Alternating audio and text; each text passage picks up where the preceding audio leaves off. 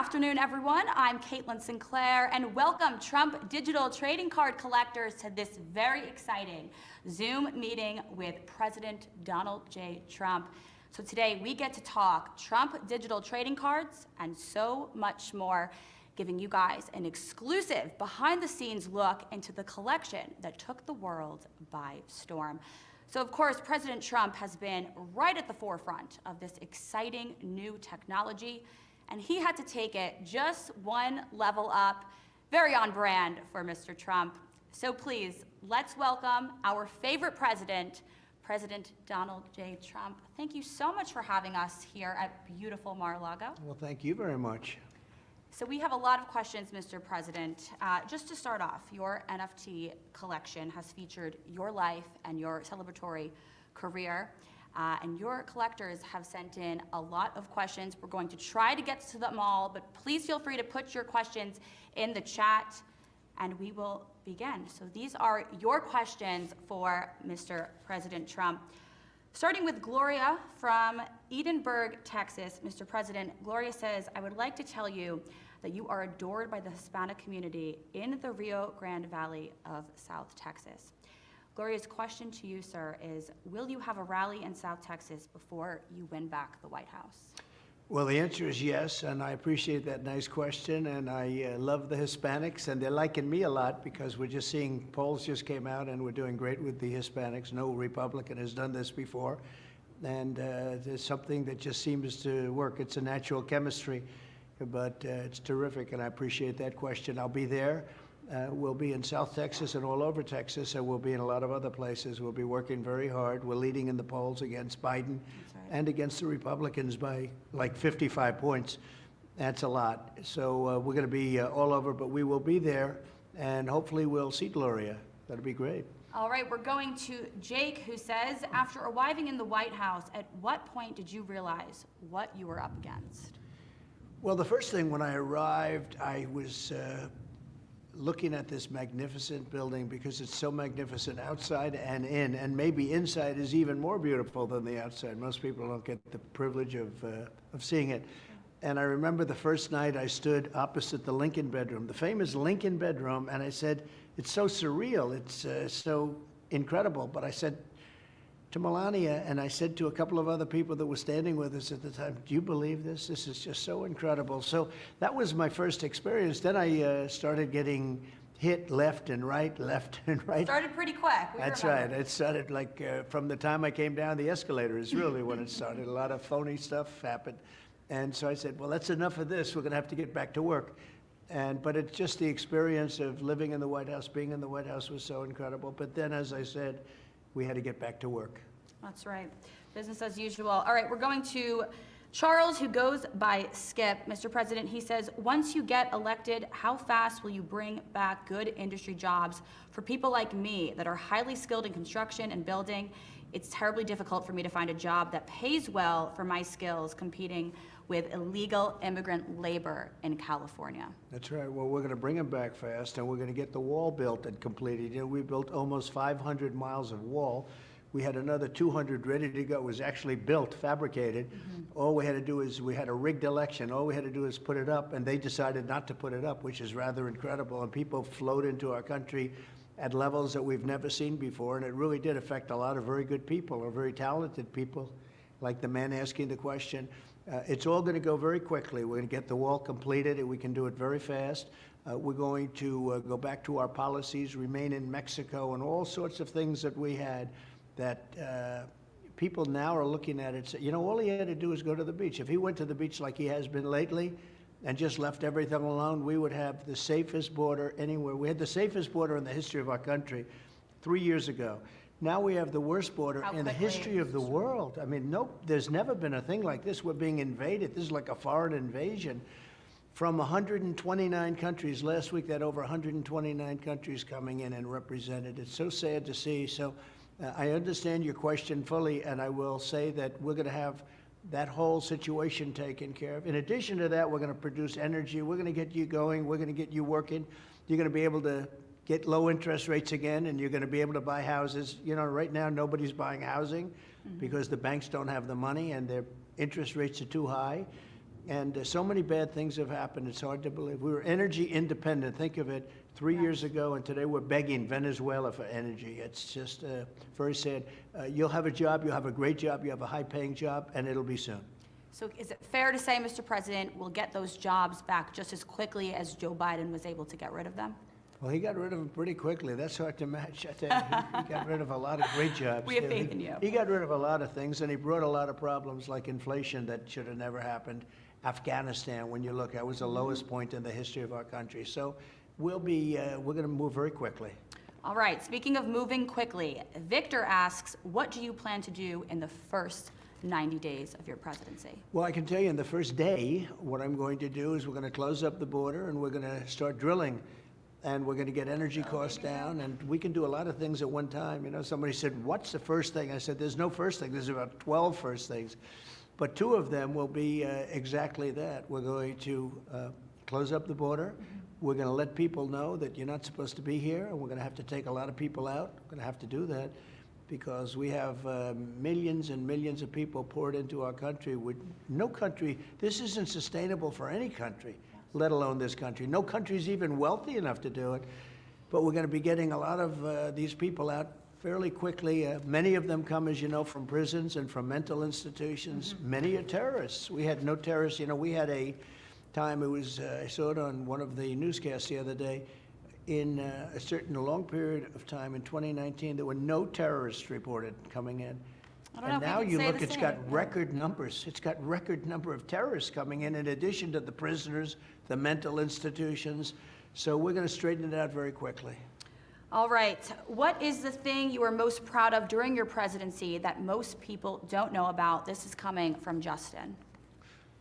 Well, I think there are a lot. Everybody knows about the economy. We produced the greatest economy in the history of the world, not only for this country, you could compare it to any country, no country compared to us.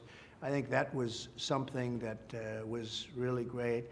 I would say that the border they knew about. We had a great border. We had a safe border. We had the safest border in the history of our country also. I think one of the things that we did that we don't get enough credit for was COVID. Because when COVID came, nobody knew what it was. You know, the word pandemic, nobody even knew what that meant.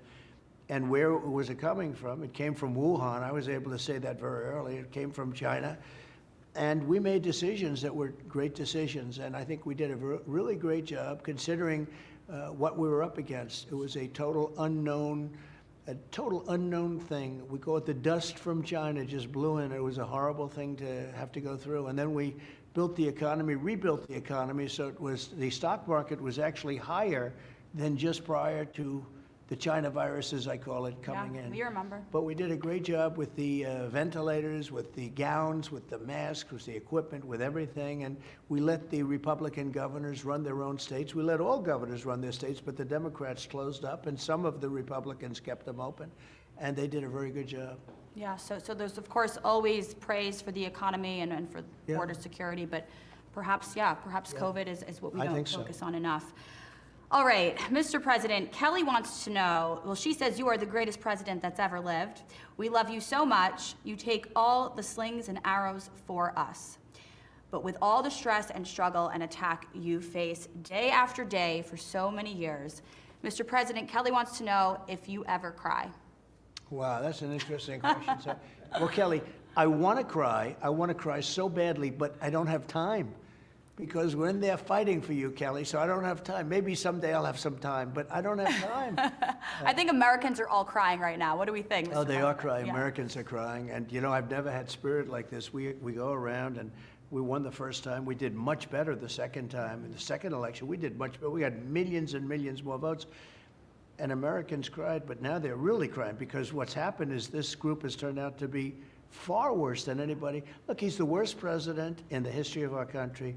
Just yesterday, they gave $6 billion to ransom money. They gave $6 billion. What does that mean? That means these people are going to start saying, let's grab anybody we can. This guy gave $6 billion. I never gave money for ransom. We got from the toughest countries in the world, got 58 people out and we never paid. That's right. Once you pay, it's a very bad Sets a precedent, doesn't it? It's a very bad precedent. So, well, I appreciate that. I don't have time to cry, but I'll have to think about it.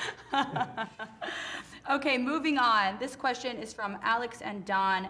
They say, Mr. President, you easily made this most interesting decade in recent history. Well, that's for sure. My father and I have bonded over your presidency over the last 8 years, but it started by listening to your audiobooks as he drove me to school as a young child. My question is, what did you anticipate your time would be like as president before assuming the office, and how did the reality differ? Well, it is much different. It's great power, but it was also met with great force, great dishonest force. When you have Adam Shifty Schiff and Nancy Pelosi, Crazy Nancy as I call her, yet so many forces against us. They didn't want us to succeed, and despite that, like as an example with the wall, they wouldn't fund the wall. I ended up taking it out of the military, and I got it built with the military because I considered it really an invasion. And I think the Democrats and some Republicans, rhinos as we call them, you know what a rhino is, right? Republican in name only. That's a Republican in name only. We have a lot of rhinos too, although fewer and fewer. But they made it very difficult, and I would say that I fought harder. I think the job was made more difficult by the opposition. And even to this day, they've weaponized the Justice Department. They've done things, but it's actually made me more popular. As crazy as it is, it's made me more popular, and we're doing better now than we've ever done. That brings up a question that I read before that stood out to me, and I think I know your answer on this. So Dominique and Lori both want to know, what are your thoughts on abolishing the IRS, Mr. President, and most other three-letter agencies, the FBI, the CIA? Well, there's a lot of thought being given to it. I will tell you, not 3 letters, but the Department of Education, we're going to demolish, and just literally we're going to end it immediately. We have one of the worst educational systems anywhere in the world. If you look at 40 basic, they cover 40. We're always at the bottom, and yet we spend 2 or 3 times more per pupil than anybody else. They have Denmark, they have Norway, they have Sweden, they have China, who's very high on the list. We're very low on the list. So obviously we're doing something wrong. We're going to end the Department of Education. We're going to bring it back to the states. Let the states do it. And I wouldn't say in all cases, but some of these states are going to do an incredible job with education. It's going to be a whole different ballgame. This is terrible what's happened, the bureaucracy. Right. You have buildings all over Washington, right now, all over Washington, D.C., loaded up with Department of Education. And I want to bring it back to the states, give them an almost equivalent, we'd save a lot of money actually, but give them a certain amount of money, a fraction of what we're spending right now, and let the states run education. Yeah, especially what we saw during the COVID pandemic. Absolutely, how strong these teacher unions can be. If you had to choose one moment during your presidency as your biggest achievement, what would it be and why? Well, we did a lot of great humanitarian achievements. We did, as an example, so many different cures for different diseases. We did so much in the world of medical, but if I was going to be, let's normalize it a little bit, in terms of getting some legislation passed, we got the biggest tax cuts in the history of our country, bigger than the Ronald Reagan tax cuts, and that was done relatively early. And people have been paying far less tax than they would have been paying. And the other thing, the jobs that we created, the most in history for this country, the jobs, and I think the regulation cutting. We cut more regulations in a short period of time than any other president, by double and maybe even triple. That's pretty... Well, that's what gave us the job. Hefty list there. All right, Eric C. says, I'm a tech worker that's been unemployed since 2021. I'm sure a lot of Americans can relate to that. Yeah. No one is hiring or willing to train workers despite Biden's claims. Mr. President, would you consider a different approach to promote hiring and training, such as tax credits to hire and train unqualified workers that are seeking opportunities to switch into other industries and roles? So the answer is yes, but we're going to have so many industries and so many companies, especially tech companies, wanting to come back into the United States because we incentivize them. This administration incentivizes companies to leave. I call it China First policy. They have a China First policy. They're afraid to do anything with China. I took in billions, hundreds of billions of dollars from China in the form of taxes and tariffs. And it was forcing companies not to go there because it was expensive to come back in. And they build their companies. Now people are leaving, and companies are leaving, and the country is suffering in so many ways. We are suffering in so many ways. I heard, as an example, I watched the United Nations speech today, if you call it a speech, oh, yes, that Biden made. And he talked about weapons of mass destruction, how we are getting rid of, we won't go into it too much because frankly, it's not a good thing to talk about, but how we have terminated and ended certain weapons of mass destruction, and how upset he is that other countries haven't done it. Well, who would do it before they do it? You're supposed to do it at the same time. We'll let them do it first, frankly. But we've gotten rid of certain weapons of mass destruction that we just found out about. I think it's news to a lot of people, and other countries have not followed suit. Right. This is the same group that negotiated $6 billion for, for a trade, where they got 5, Iran, they got 5, we got 5, but in addition to the 5 people, they got $6 billion. So this young gentleman, I think, speaks for so many Americans who it's are true. so lost right now. And God forbid they want to actually switch careers or get into another industry. They can barely find a job right now, Mr. President. When you hear about the phony job numbers, when you hear 3.7, 3.8%, and these are phony numbers because a lot of people aren't looking, they're not incentivized to look, and they've been unable to get, so they're off the rolls. So it makes it look like we have a better job picture than we do. We don't have a good job picture. But your message to this young gentleman and to all the Americans out there is... Stay tuned. Okay, Angie from South Carolina says, President Trump, I was a police officer in Winston-Salem, North Carolina for 30 years. I was also bomb squad commander. This girl sounds like a boss. Wow. We did a lot of dignitary sweeps and protection duty. I can honestly say from all the dignitaries we had to deal with, you made the biggest impression on not only me, but with all the guys in those details. To me, that says a lot about you and your character. Angie's question for us is, what is/was your biggest failure in life, and did it change or influence who you are today and what you've done with your life since? Well, I think the thing, if you look historically, and this a lot of people could say, but it's about people. You have to get the right people. In government, I had a lot of great people. We did the biggest tax cuts. We rebuilt the military. We knocked out ISIS. We knocked out a lot of things and then brought everybody back home. We did a lot of great things, but also I had some people that weren't as good as they should have been. And I would say that we need people, great people, to head up these agencies, to head up when you talk about law enforcement and all of these different thousands and tens of thousands and really ultimately millions of people. Yeah. You need the right people. I got a lot of it right, but I came to Washington only having been to Washington 17 days of my life, according to the newspapers. That's what they tell me. I didn't know that, but that's what they tell me. I never stayed over. And I built a hotel in Washington on Pennsylvania Avenue. It worked out great and did things, but I was only there 17 times, so I didn't really know the Washington establishment. But now I know it. Now I know it. And we know the good ones and the bad ones, and we know the weak ones and the strong ones and the smart ones, and we've got them all lined up. So is it the relationships, you would say? I think relationships is very, very important, especially when you're talking about government and running these they're massive. Right. In a way, they're massive companies. Like if you compare Johnson & Johnson with Health and Human Services, or Johnson & Johnson is like a small subsidiary. So you need great people, and I had a lot of great people. We had a lot of terrific people. We had some that I wouldn't call great at all. And you rely on people, but now I very much I know Washington about as well as anybody, I think. I know the people, the good ones and the bad ones. So was there a relationship, for Angie here, was there a relationship that you had in your past that maybe influenced how you handled the White House or your presidency? Well, probably my father, because my father was great. He was strong, tough, but fair.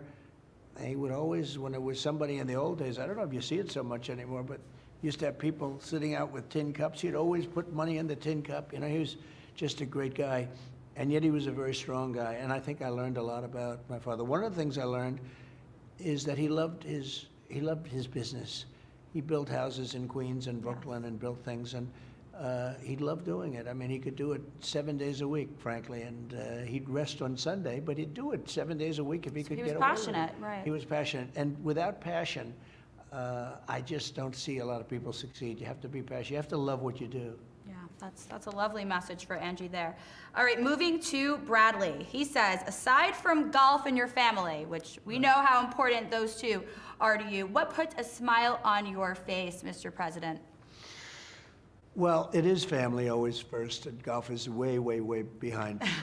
Probably a lot of us. And you have a beautiful family. Yeah, I as we do. all know. It's a great family, a wonderful family. But I think maybe more than anything else is I love business, or I love what I'm doing now. I love, we're running for office, and I have my kids running the business, a great business, and we do a fantastic job with the business, and they're running it and doing a good job. And now I'm focused on campaigning. We're going from here to lots of locations over the next month. We're going to have rallies all over the country. They do great.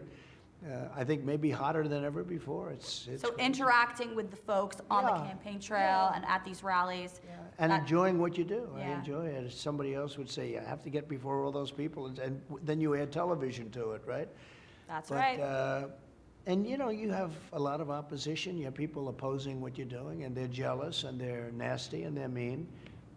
Somebody asked me, would I consider to be, who's worse, business people or politicians? And for the first couple of days, I said, about 2 days it took me, I said, oh, by far tougher and worse are business people. After about a month, I said, they're not even close. Only took a month. It took about a month. I said, they're not even close, these guys, because the politicians are so deceptive, and something about, not in all cases, in some cases you have I have wonderful people that do a great job for representing our country, but I would say it's not even close.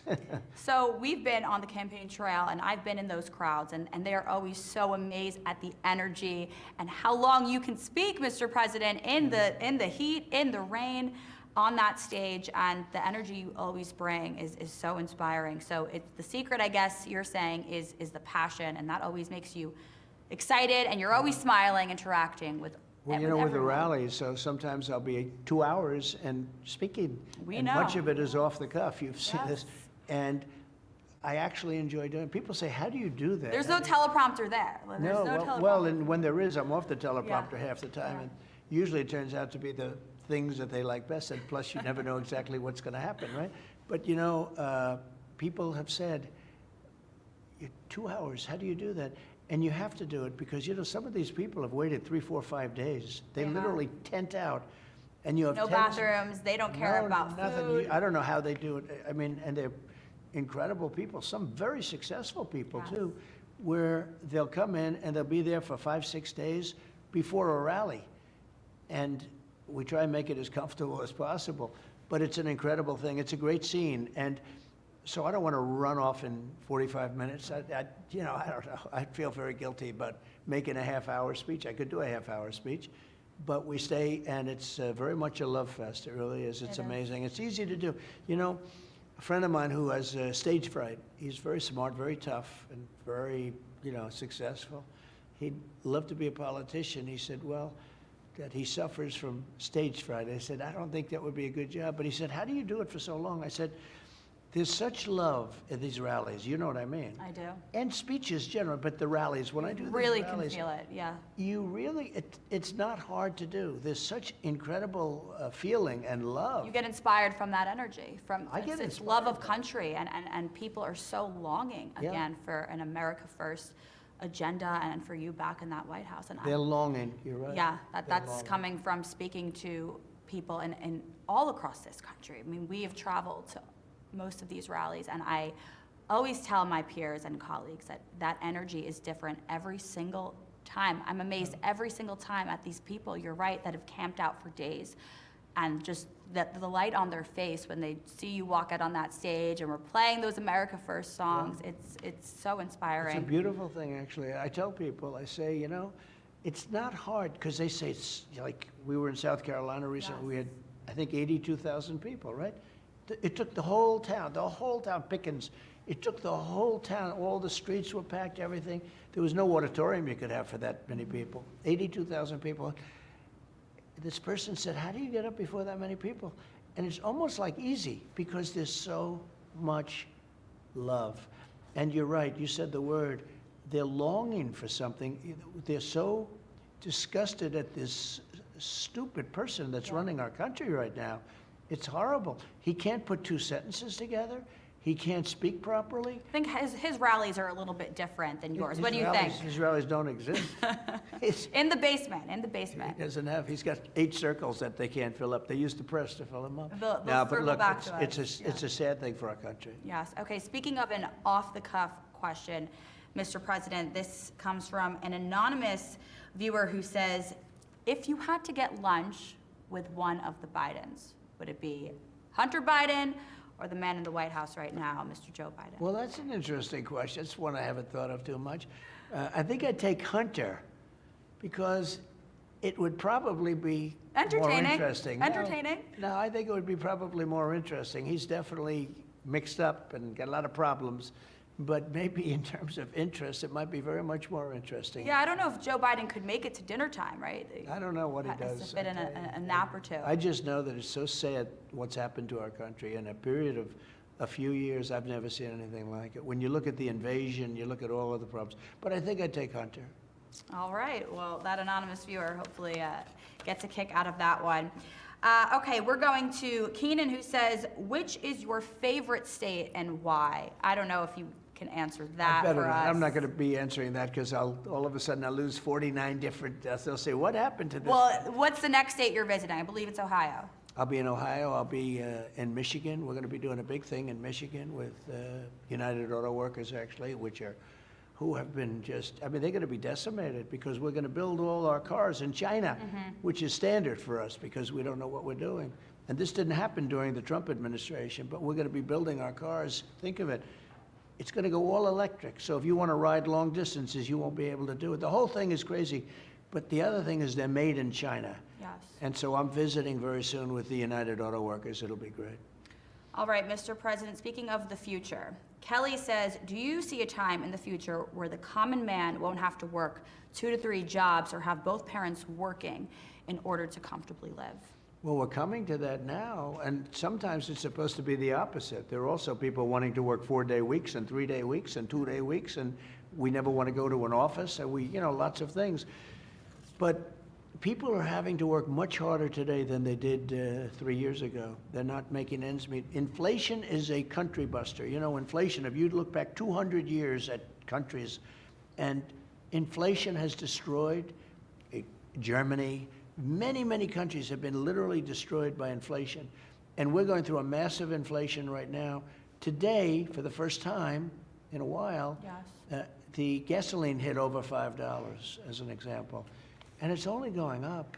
It's only going up. Americans are feeling that. So this has been a really bad time for a lot of people, absolutely. Well, another stay tuned, I guess, for the American people. Mr. President, thank you so much for being with us. And thank you to our Trump digital trading card collectors. Before we let the president go, last question for you is, what is your message come 2024 for all your voters out there? I just want everybody to be successful. I know that what we've done with the trading cards has been great. People are really happy and they love them, and I love them. I mean, I think it's really tremendous artwork. They've done a great job, and I know the people are so happy, and that's why we're doing this. But I just want to have this country be really successful, because that will give people the opportunity for success. If you're in an unsuccessful country, it's going to be very hard to be successful. We had it going like never before. We got hit with COVID, then I redid it again. But we have a chance to really make America great again. That's my whole message, make America great again. And they have destroyed so much in such a short period of time. We will bring it back very, very fast, and you'll have greater success than ever before. Well, Mr. President, thank you for making America great again in all these new and exciting ways always. We appreciate this. Thank you very much. Thank you, guys.